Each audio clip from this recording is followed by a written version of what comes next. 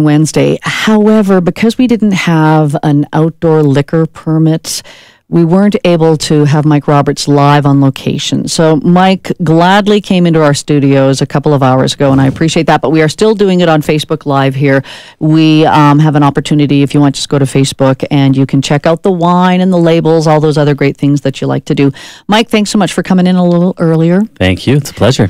You'll just move mountains just so we can still do our Wine Wednesday. Yes, mountains and wine for sure. Absolutely. When I said we're on the banks of the Elbow, Ange, I don't think I can actually be serving you liquor outside there. So thanks so much for that. We are heading to Australia. What wine have you brought in today for us? I think it's quite fitting, actually. You're going to be outside today and on the banks of the Bow River. I mean, obviously not promoting, drinking alcohol in public spaces such as this, but that sort of outdoors, if you're going to be sitting on your patio or in your backyard this afternoon or later this week, I think this is a perfect wine for that. This is a Vermentino, which is the grape variety that the wine is made from, and it's from a winery called Mitolo, which is from Australia.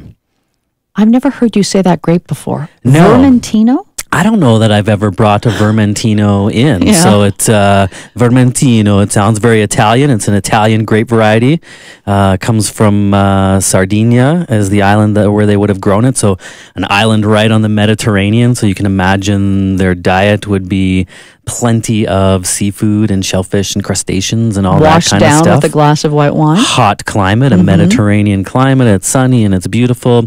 And that, of course, also extends into southern France. So you will see Vermentino called Rollet in France, in southern France. And yeah, it's just real fresh and clean and vibrant and juicy and excellent as like that patio crusher, patio pounder, and with some oysters and seafood or grilled shrimp and stuff like that. So, but you say it originates in Italy.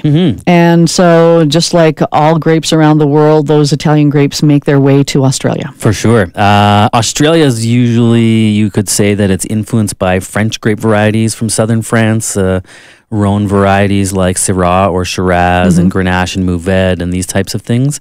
But the Mitolo family is actually immigrants from Italy. So our family is from the Abruzzo region of Italy. So this is a grape variety that they were used to and familiar with. And they brought some of that Italian heritage with them, if you will.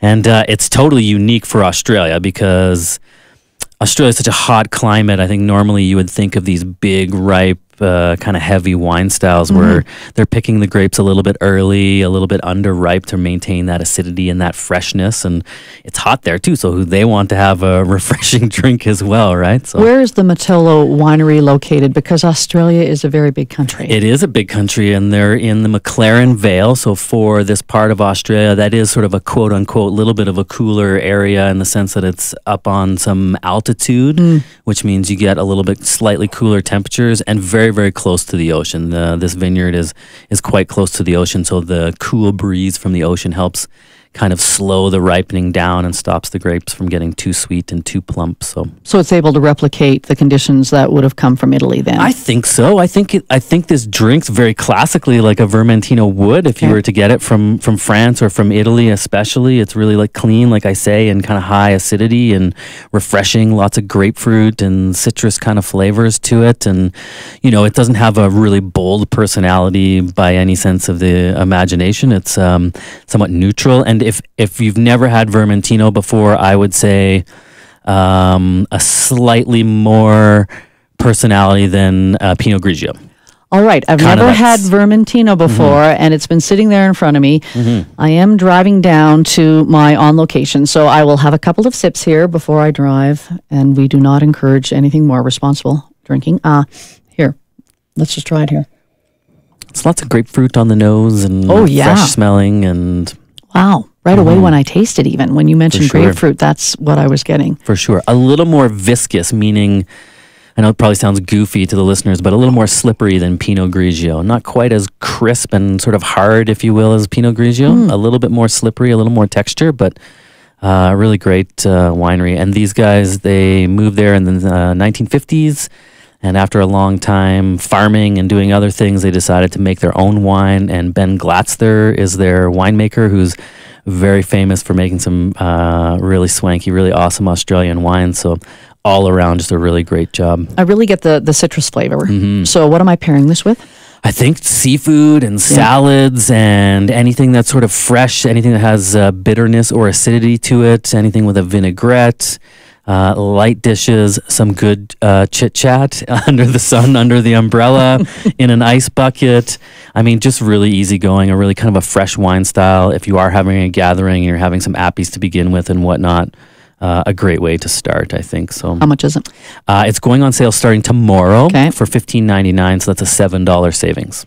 And what events have you guys got coming up that you're looking forward to? We're almost at the end here. We cap out at the end of June, so next week will be the end of our events until back to school time. Don't even mention that yet. I know. Those words are not are taboo before July before the starts, holiday right? even begins. But so what event have you got to wrap things up? Next event coming up tomorrow at our Crowfoot location. We have a really cool one. It's wines from 2008, so a 10-year check-in to the vintage of 2008 from some wines around the world. And Eric Southward up at Crowfoot will guide some lucky folks through that tasting. There's still a few seats left for that. So. And you're also looking forward to the fall. What have you got? Some whiskey event coming up? I know we're Wine Wednesday, but I know people also like their whiskey. World of Whiskey Festival that we put on every fall in November there. Tickets are already available at coopwinespiritsbeer.com/events. And we've added some more experiences to that festival for our VIP customers and for those buying the VIP tickets. A little bit more of a sort of a robust experience, if you will, with more visitors from Scotland and these places. So it's those whiskey drinkers. Yeah. Mike, thanks so much for coming in a little early for our Wine Wednesday. Always a pleasure.